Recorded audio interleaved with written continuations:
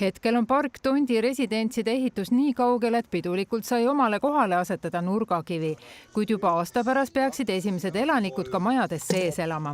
Arhitekt Illimar Truuverk lubab, et uutest korterelamutest tulevad piirkonna pärlid. Algselt oli planeeritud 44 korterit ja 2 hoonet. Kõigil on suured rõdud, terrassid, pluss ühine hooviala. Iga hoone peab pakkuma elamust ja siin on see elamuslik kodu olemas. Kõigi oma vormi, asukoha, detailide ja materjalidega.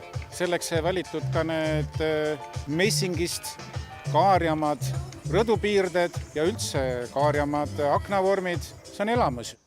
Arendaja Urmas Sõõrumaa on Tallinnas Tondi piirkonnas arendajana kohal olnud juba 97. aastast, kui korda sai tehtud läheduses asuv kasarmuhoone.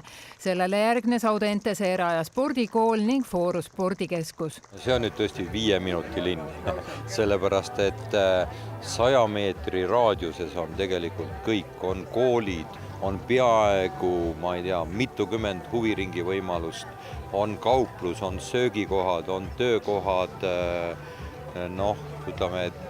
kõik võimalused. Värske Kristiine linnaosavanem näeb, et uute arenduste tuules võiks Tondi piirkonda juurde rajada ka lasteaedasid. Siia kolivad aina enam noored pered ja siin piirkonnas tegelikult ei ole ühte head lasteaeda.